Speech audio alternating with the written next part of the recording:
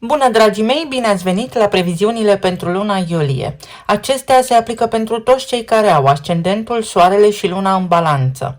În prima parte a emisiunii voi vorbi despre tranzitele astrologice din această lună și apoi vedem ce ne spune energia prin cărțile de oracol, prin cele de tarot, dar și prin talismane. Vă doresc tuturor să aveți o lună minunată și vizionare plăcută. Iar pentru voi, dragii mei, iulie este o lună în care relațiile voastre cele mai importante trec printr-un proces de clarificare profundă. Neptun, maestrul iluziilor, dar și planeta spiritualității, și Saturn, cel care guvernează responsabilitatea, maturitatea, timpul și karma, se află amândoi în berbec pe casa a 7-a în cazul vostru. Casa parteneriatelor, a relațiilor semnificative, a contractelor și a celorlalți. Saturn acolo construiește structuri în relațiile voastre cu răbdarea și disciplina. Vă cere să fiți serioși, să vă asumați responsabilitatea în parteneriate, să construiți cu cine merită construit. Neptun acolo dizolvă ce nu este autentic în relațiile voastre, aduce ceață, iluzie, mister, dar și o sensibilitate și o profunzime aparte în felul în care vă raportați la ceilalți. Pe 7 iulie, Neptun își începe perioada de retrogradare. Procesul de clarificare în relații devine mai interior. Astfel că ești invitat sau invitată să te întrebi nu ce face celălalt, ci ce proiectezi tu asupra lui. Pe 26 iulie, Saturn intră și el în retrogradare, tot aici pe casa a 7-a, și își cere să revizuiești structurile din parteneriate. Ce din ceea ce ai construit cu celălalt este cu adevărat solid și echitabil. În această lună și zeița frumuseții, Venus, cea care guvernează banii și relațiile, schimbă semnul. Venus își începe tranzitul prin Fecioară pe casa ta a 12-a, casa retragerii, a izolării, a invizibilului, a proceselor ascunse, și va forma un aspect de quadratură cu Uranus, care este în Gemeni, pe casa voastră a 9-a. Casa care reprezintă filosofia, călătoriile lungi, viziunea despre lume. O quadratură este o tensiune, o frecare între două energii care nu se înțeleg ușor. Concret, asta înseamnă ceva ce simți în secret sau o relație care se desfășoară în umbră este brusc perturbată de o revelație filozofică, de o informație venită de departe sau de o schimbare bruscă în viziunea ta despre lume, în credința ta. Uranus pe casa a 9-a în Gemeni aduce luminări bruște despre sens și adevăr. Și acum această energie atinge ceva vulnerabil și ascuns în tine. Nu ignora ce apare, stai cu informația pentru că te va ajuta. Se produce și evenimentul de lună nouă în Rac în această lună, pe casa a 10-a, unde avem cariera, profesia, vocația, reputația, locul tău vizibil în lume, statutul. O lună nouă întotdeauna este un moment de început, de sămânță plantată. Ceva nou pornește în direcția ta profesională. Poate fi o oportunitate nouă, poate o decizie care schimbă traiectoria carierei, poate fi imaginea publică care începe să prindă un nou contur. Este un moment bun să te întrebi ce vrei să construiești profesional în următorul an și cum vrei să fii văzut în această lume, pentru că ceva nou, benefic, extraordinar de bun, care te împlinește emoțional, poate începe acum pentru tine. Pe 20 și 21 iulie se produce ceva foarte rar și important astrologic. Jupiter, care se află deja în semnul Leului pe casa a 11-a, adică locul unde găsim comunitatea, prietenii, grupurile mari de oameni, audiența, dar și visurile colective, formează în aceeași perioadă 3 aspecte majore cu planetele lente. Unul benefic, trigon, cu Neptun în casa a 7-a, unul tensionat de opoziție, cu Pluton în Vărsător retrograd din casa a 5-a și unul la fel de benefic cu Uranus din Gemeni din casa a 9-a. Jupiter în Leu pe casa a 11-a spune că rețeaua ta crește. Grupurile și comunitățile din care faci parte devin mai generoase, mai fertile. Aspectul pe care îl face Jupiter și Neptun în această perioadă conectează această expansiune colectivă cu relațiile tale semnificative. Un partener sau o relație importantă poate veni chiar din comunitatea ta. Poate fi profund influențată de aceasta. Opoziția pe care o face Jupiter și Pluton în acest moment, Pluton fiind în casa a 5-a, arată că această creștere colectivă intră în tensiune cu exprimarea ta personală și cu creativitatea. ceva din ce crezi sau din cum iubești cere o transformare profundă pentru a putea fi integrat în viziunea colectivă. Iar sextilul, aspectul pe care îl va face Jupiter cu Uranus din Gemeni, din casa a noua, aduce oportunități neașteptate prin idei noi, prin călătorii sau prin o schimbare bruscă în viziunea ta despre lume, care deschide uși în comunitate. Acest tip de energie este foarte rar și cu siguranță ceva nou, ceva se întâmplă, însă este totul spre binele nostru, spre evoluția noastră. Soarele și începe tranzitul prin Leu și îi se alătură lui Jupiter în casa 11-a. Din nou zona comunității și a rețelei tale se luminează complet.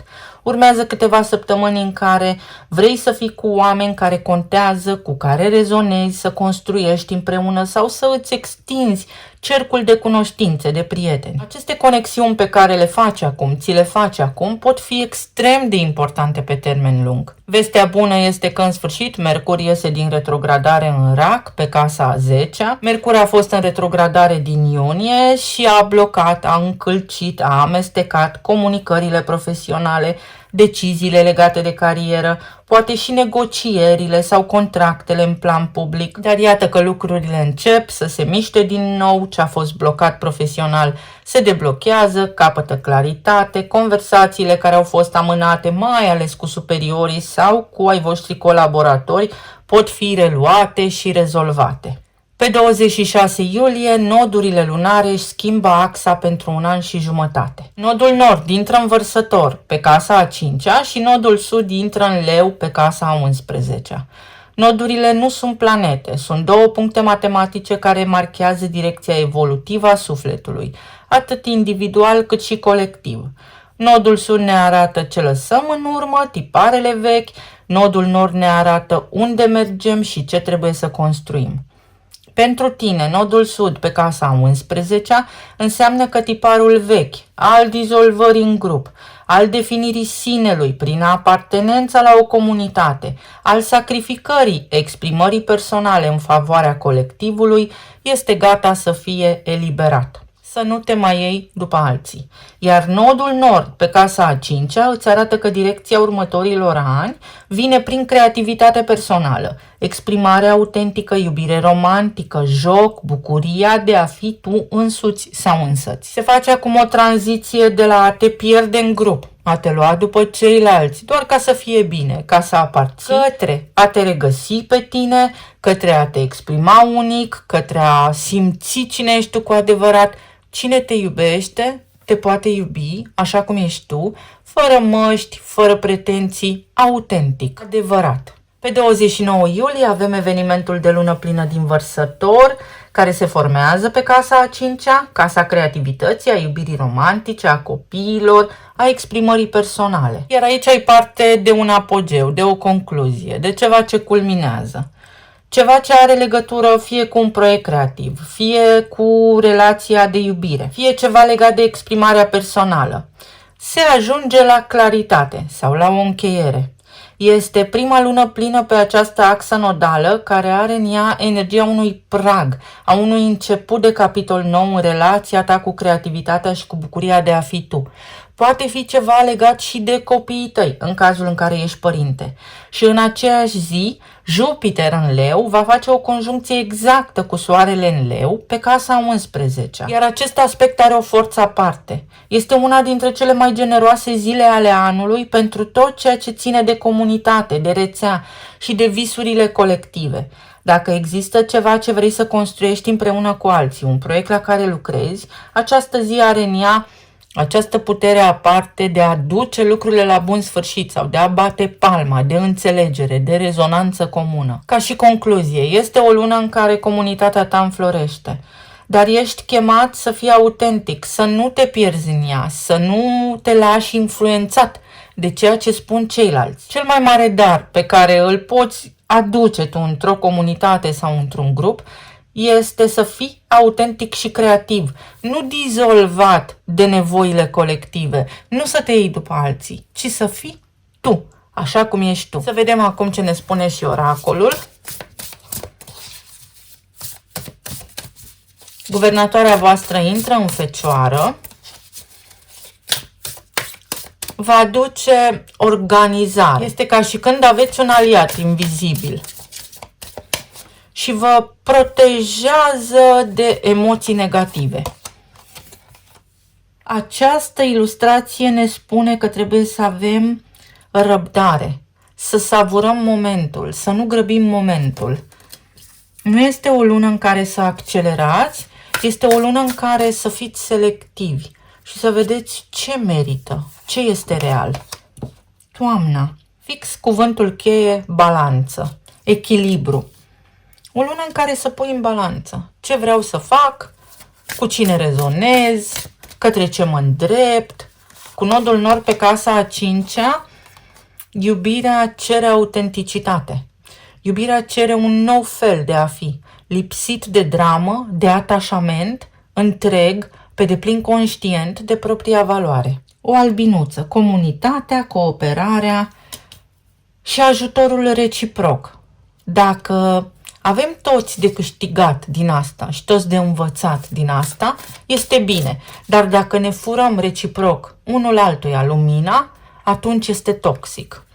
Exact așa vă spune lumea. Să filtrați foarte bine relațiile și tot ceea ce se întâmplă în viața voastră. Și pământul. Pace și împământare. Fără iluzii. Cu Saturn și cu Neptun în retrogradare pe casa a 7-a, această lună va aprinde becul realmente pe ce este iluzie și ce nu, ce este proiecție și în imaginația proprie și ce nu. Iar atunci vor fi lucrurile foarte simple, pentru că veți ști clar și concret ce este real în viața voastră și ce nu. Asta ne ajută pe toți, de altfel, iulie, să facem. Să vedem pe zona relațiilor, planul material și emoțional. Ce ne spune energia?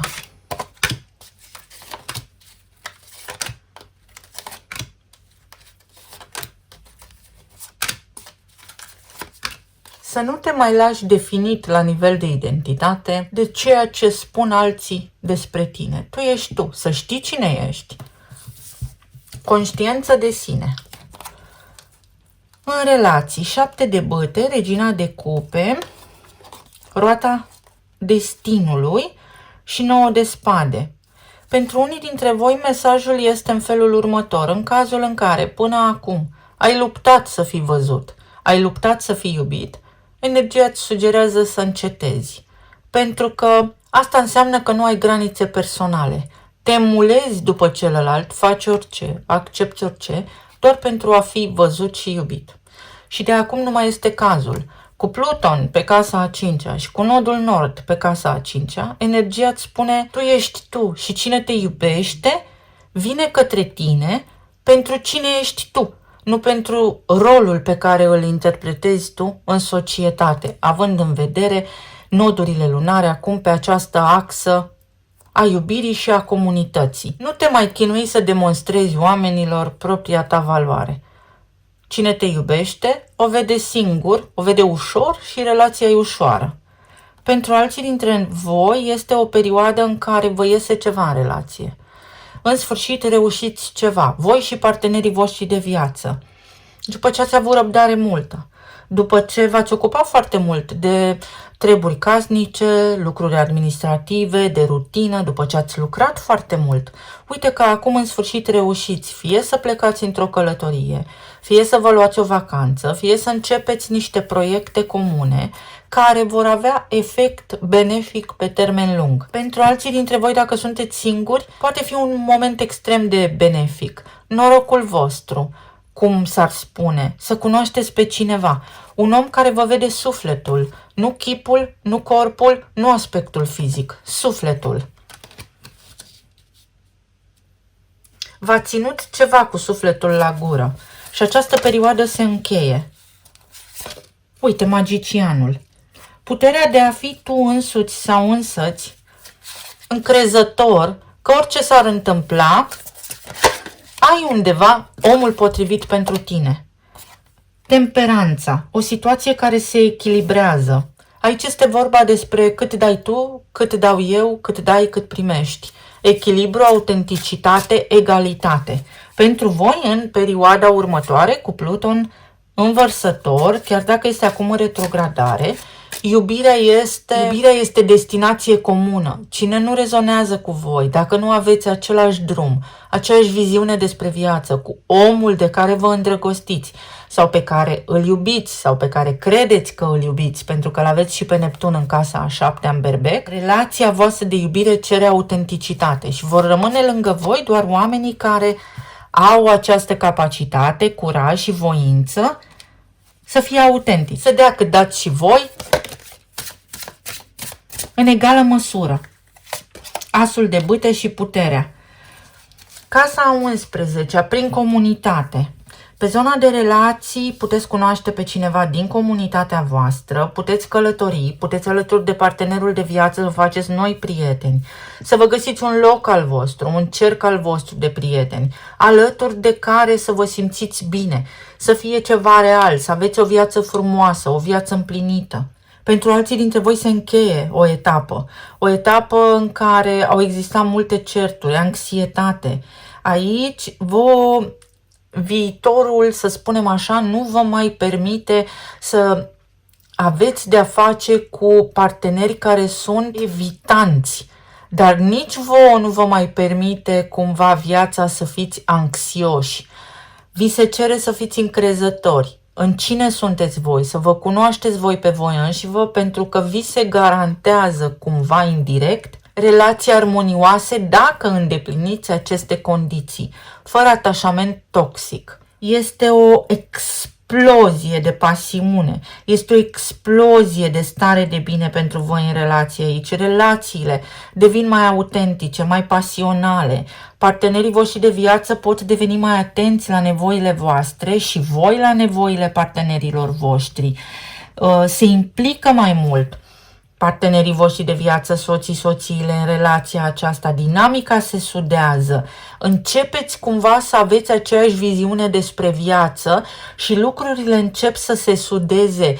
Intrați într-un fel de simbioză, să spunem, și ăsta este un real câștig, pentru că, de fapt, există rezonanță. Este un început și este ceva glorios.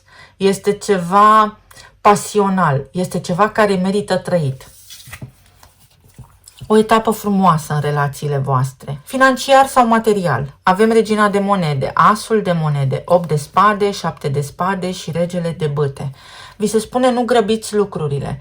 Ori de câte ori acționați imprudent, acționați impulsiv, nu câștigați, nu ajungeți acolo unde vă doriți. Însă, dacă sunteți calmi, echilibrați și calculați, veți avea parte de succes enorm. Pentru unii dintre voi acum începe o perioadă de echilibru. În cazul în care ați avut provocări de natură financiară, acum veți avea și oportunitatea să vă eliberați sau să scăpați de acele provocări.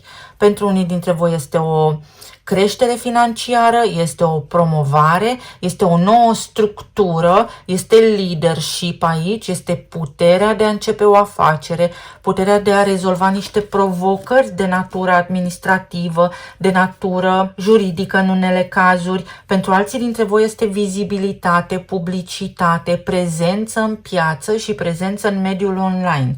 Voi știți fiecare dintre voi în ce domeniu activați. Ideea este că aveți acum o oportunitate, o șansă reală, începând din luna iulie și până în toamnă, să vă faceți un plan foarte clar, foarte solid de afaceri sau un plan la nivel profesional, plan care vă va întoarce investiția și lucrurile se vor așeza extrem de bine în conformitate cu așteptările voastre. 4 de monede. Trebuie doar să vă eliberați puțin din convingerile actuale sau să începeți să faceți ceva în plus. Să gândiți un pic mai inovator, un pic mai modern. Acesta este cuvântul. Sunteți stresați și stresul este autosabotaj. Asul de bâte și aici. Asul de bâte, energia berbecului. Turnul. Nu așa cum te aștepți tu, ci într-o formă diferită, într-o formă nouă. Acesta este răspunsul. O nouă formă de a face bani, de a câștiga bani, un nou loc de muncă. Nici tu nu-ți imaginezi acum ce ar putea fi. 6 de bâte, dar este ceva extrem de bun care te urcă pe culmea succesului. O garanție, o surpriză, un eveniment neașteptat care te bucură enorm. Un câștig de cauză. Nu te mulțumi cu puțin. La nivel financiar, energia îți spune în felul următor. Ai răbdare. Sau nu accepta din prima. Ai răbdare. Nu răspunde din prima. Ai răbdare. Nu accepta prima ofertă. Ai răbdare. Analizează. Pentru că poți mai mult. Nu te mulțumi cu puțin. La nivel emoțional, Cavalerul de bâte, 4 de spade, 10 de cupe și luna. Energia din această lună, care este extrem de bună pentru toată lumea, îți spune trezește-te din somn, din visare. Și începi și fă lucrurile așa cum ți le dorești sau să începi să faci ceva bun pentru tine, pentru viața ta și pentru sufletul tău, pentru că vei fi mulțumit. În alte cazuri este aici pasiune, împlinire, vorbim și despre proiecte personale, vorbim și despre planuri la nivel personal, vorbim și despre relații și despre locul de muncă, despre schimbări pe care trebuie să le faci, la care dacă ești deschis vei fi surprins plăcut de energia din luna iulie, de viață, de oamenii din jurul tău. Trebuie doar să deschizi ochii și să le vezi. Pentru alții dintre voi, energia spune în felul următor. Nu poți alerga mereu, nu poți lucra mereu, nu poți să tragi mereu, să faci lucruri mereu la nesfârșit. Ai nevoie de o odihnă, ai nevoie să-ți calmezi sistemul nervos, pentru că asta îți va aduce ție putere extraordinar de mare de manifestare, să ai parte de viața frumoasă pe care ți-o dorești. Din această lună îți spune să ieși puțin prin parc, să mergi un pic alert, poate să faci ceva mișcare, pentru că trebuie să elimini din organismul tău toxinele. Puterea. O lună extraordinar de bună pentru voi. Leul în casa 11-a, Soarele în casa 11-a, pe parcursul acestei luni, ai niște șanse să rezolvi niște lucruri, să cumperi niște lucruri, să mergi să vorbești cu cineva, să faci niște lucruri. Toate acelea au în spate succes și asul de monede. Să-ți schimbi locul de muncă, să spui ce ai de spus, să cunoști pe cineva. Vezi, ceva ce începe acum este de viitor. Un viitor mai bun. Să-ți ridici un pic stima de sine, să te apreciezi mai mult. 2 de spade. Faetonul. Unii dintre voi sunteți așa la o răscruce de drumuri, puțin timorați, puțin fricoși, avem așa, 7, 8, 9 de spade. Teamă de viitor. Nu ai voie să te temi de viitor, pentru că viitorul este în mâinile tale. Tu îl decizi. Clar, scurt și la obiect. Tot ce vrei se poate. Fă ceva pentru asta. Să mergi cu foarte mult curaj înainte, pentru că te așteaptă ceva extrem de bun. Dar elimină frica. Frica nu are loc în ecuația vieții tale. Talismanele. Și mai vreau să iau o carte. Uite, din setul ăsta. Așa, ca energie generală. Balanță. Iulie. Energie masculină, magicianul. Începi ceva sau să începi ceva. Să începi să faci ceva. Poate fi și ideea că poți cunoaște pe cineva. Sau ideea că tu decizi. Nu alții decid pentru tine, tu decizi. Și acolo unde nu decizi tu, să vezi de ce ai permis asta. Un moment extrem de benefic. Nu aduce anul ce aduce ceasul. Se încheie un ciclu de așteptare, o surpriză extrem de benefică, ceva neașteptat. O veste bună, o surpriză extrem de plăcută. Amintiri noi, iubire, bucurie. Să lași în urmă trecutul. Unii dintre voi tot așteptați ceva din trecut. Energia spune viitorul, viitorul. Viitorul pentru că pierzi timpul. Uite-te către viitor. Pentru alții dintre voi, așteptarea i-a sfârșit. Ați așteptat ceva. Sau nu mai stați pe gânduri, acționați, plecați, călătoriți, faceți-vă amintiri dintr-o călătorie. Ceva legat de o călătorie este extrem de benefică. Se repară ceva, puteți repara ceva.